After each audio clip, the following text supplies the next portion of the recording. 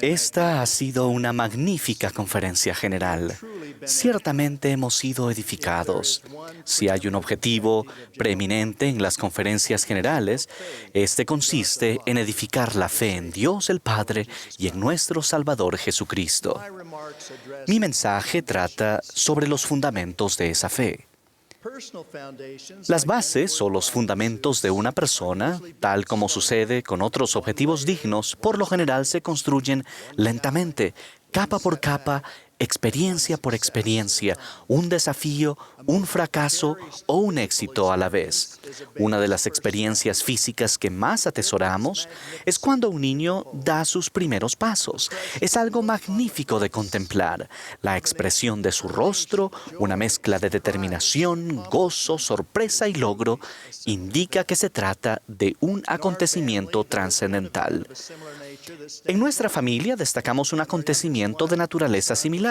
Cuando nuestro hijo menor tenía 4 años, entró en la casa y anunció a la familia con gran regocijo y orgullo: «Ya sé hacer todo. Sé atar, sé conducir y sé subir la cremallera». Entendimos que se refería a que ya podía atarse los zapatos, conducir su triciclo de ruedas grandes y podía cerrar la cremallera de su abrigo.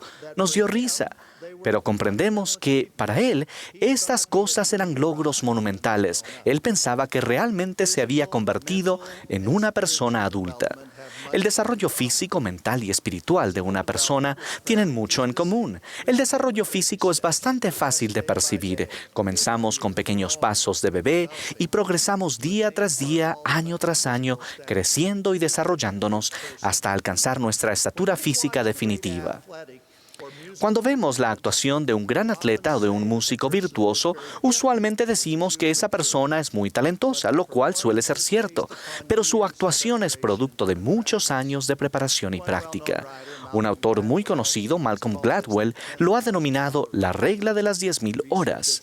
Los investigadores han determinado que es necesario practicar esa cantidad de tiempo en los deportes, la música, el mundo académico, las profesiones especializadas, la medicina, el derecho, etc. Uno de esos expertos afirma que se requieren 10.000 horas de práctica para alcanzar el nivel de maestría que permite otorgar reconocimiento mundial como experto en cualquier campo. La mayoría de las personas entienden que tal preparación y práctica es esencial para alcanzar un entendimiento óptimo en lo físico y lo mental.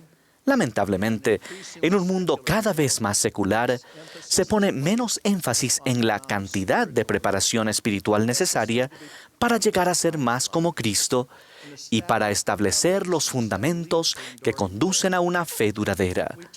Nosotros tendemos a realzar los momentos sublimes en los que hemos recibido entendimiento espiritual.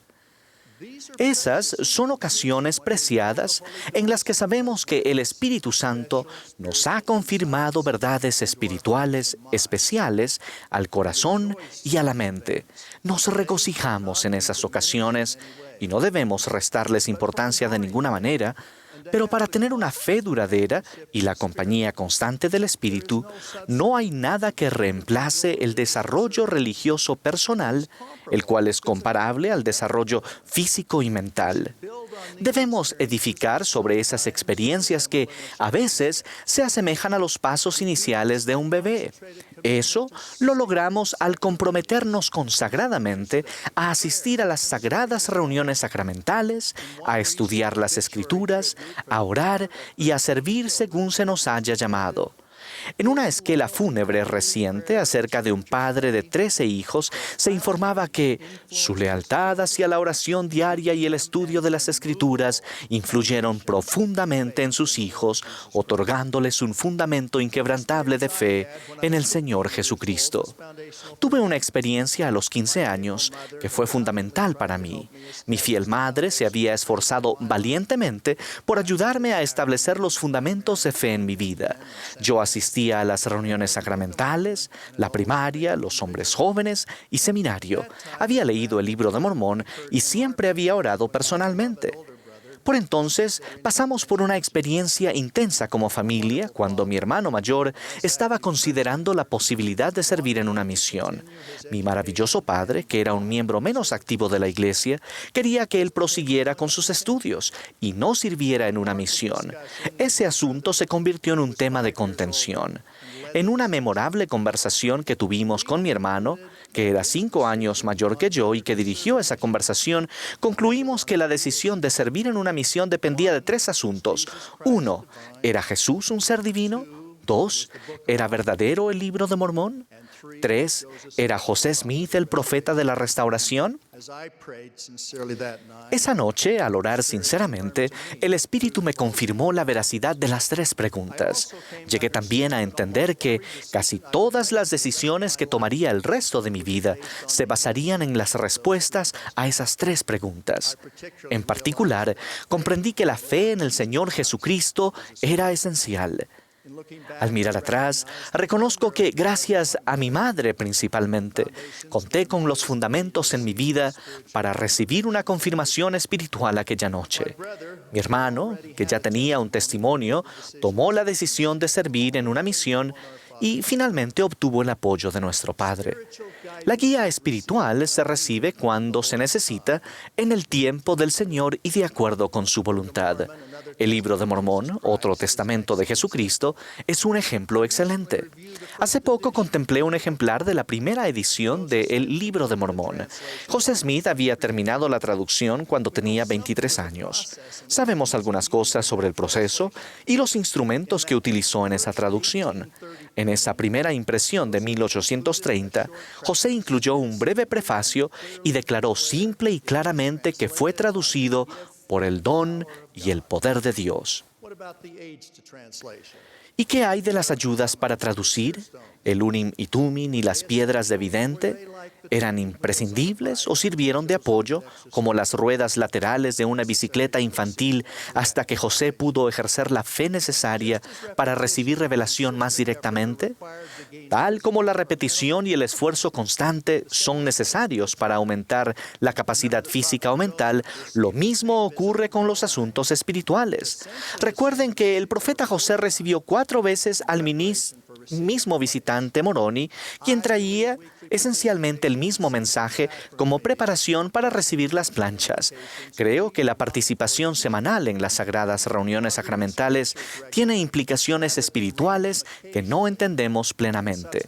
El meditar en las Escrituras en forma regular, en lugar de leerlas de vez en cuando, puede reemplazar nuestra comprensión superficial por un aumento sublime de nuestra fe que cambiará nuestra vida. La fe es un principio de poder. Permítanme dar un ejemplo.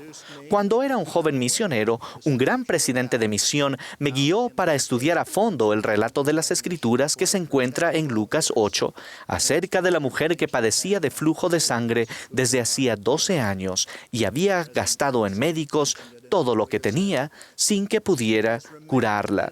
Lo mencionó el Elder Nelson en una sesión anterior. Hasta el día de hoy, este sigue siendo uno de mis pasajes favoritos.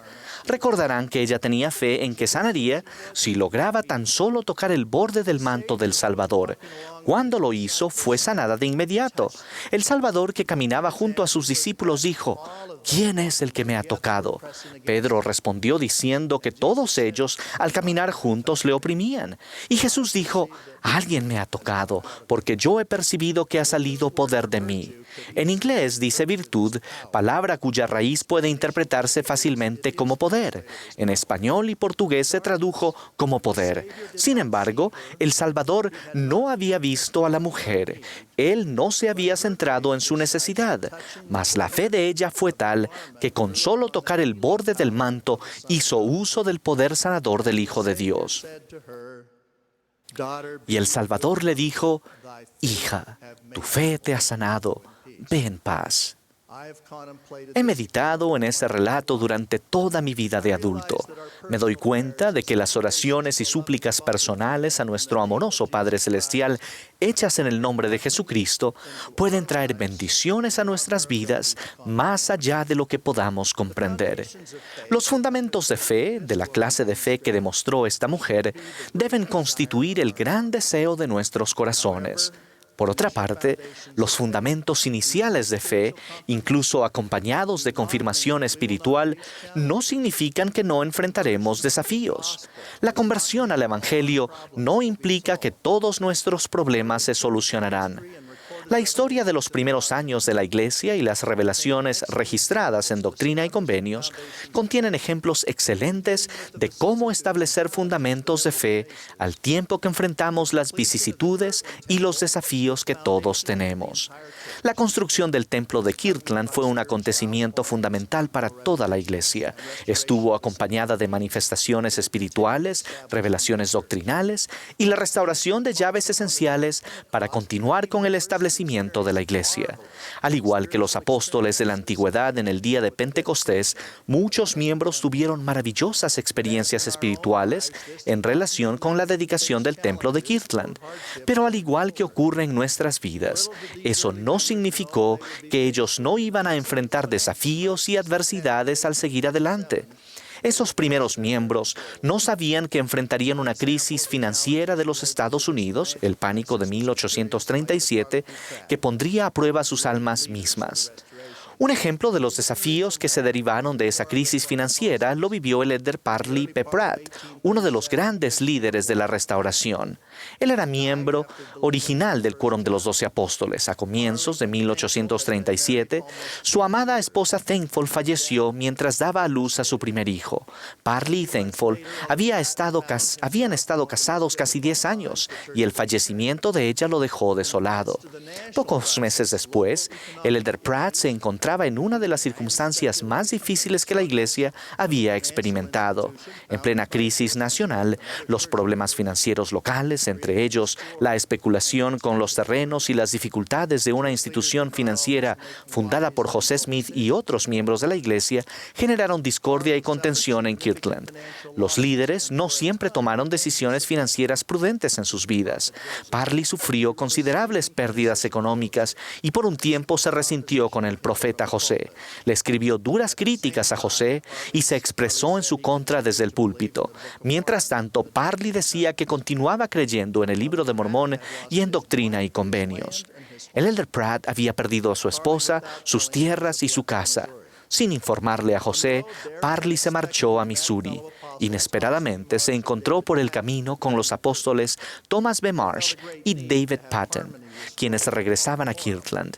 Ellos sentían la gran necesidad de restaurar la armonía en el quórum y persuadieron a Parley a que regresara con ellos. Él llegó a comprender que nadie había perdido más que José Smith y su familia. Parley acudió al profeta, lloró y confesó que lo que había hecho estaba mal. En los meses posteriores a la muerte de su esposa Thankful, Parley había estado bajo un oscuro nubarrón y lo habían vencido los temores y las frustraciones. José, que conocía bien lo que era luchar contra la oposición y las tentaciones, perdonó francamente a Parley, oró por él y lo bendijo. Parley y otros que permanecieron fieles se fortalecieron en medio de los desafíos de Kirtland, crecieron en sabiduría y se volvieron más nobles y virtuosos. Eso llegó a formar parte de sus fundamentos de fe. No se debe considerar la adversidad como desaprobación del Señor o retención de sus bendiciones. La oposición en todas las cosas forma parte del fuego purificador que nos prepara para un destino celestial eterno. Cuando el profeta José estuvo en la cárcel de Liberty, las palabras que le dijo el Señor describían todo tipo de desafíos, incluyendo las tribulaciones y las falsas acusaciones, y concluyen diciendo: si las puertas mismas del infierno se abren de par en par para tragarte, entiende, hijo mío, que todas estas cosas te servirán de experiencia y serán para tu bien. El Hijo del Hombre ha descendido debajo de todo ello. ¿Eres tú mayor que Él? En esta instrucción a José Smith, el Señor también le declaró que sus días eran conocidos y no serían acortados. El Señor finalizó diciendo: no temas pues lo que pueda hacer el hombre, porque Dios estará contigo para siempre jamás. Entonces, ¿cuáles son las bendiciones de la fe? ¿Qué logra la fe? La lista casi no tiene fin. Al tener fe en Cristo, nuestros pecados pueden ser perdonados. Los que tienen fe gozan de comunión con el Santo Espíritu. La salvación viene por medio de la fe en el nombre de Cristo. Recibimos fortaleza según nuestra fe en Cristo. Nadie entra en el reposo del Señor sino aquellos que han lavado sus vestidos en la sangre de Cristo mediante su fe. Las oraciones se contestan según la fe. Si no hay fe entre los hombres, Dios no puede hacer ningún milagro entre ellos. Al fin de cuentas, nuestra fe en Jesucristo es el fundamento esencial para nuestra salvación y exaltación. Tal como el Amán enseñó a sus hijos, y ahora bien, recordad, hijos míos, recordad que es sobre la roca de nuestro Redentor, el cual es Cristo, el Hijo de Dios, donde debéis establecer vuestro fundamento, que es un fundamento seguro, un fundamento sobre el cual si los hombres edifican, no caerán. Estoy agradecido por el fortalecimiento de los fundamentos de fe que hemos recibido. Mi ruego es que hagamos los sacrificios y tengamos la humildad necesaria para fortalecer los fundamentos de nuestra fe en el Señor Jesucristo. De Él doy mi firme testimonio. En el nombre de Jesucristo. Amén.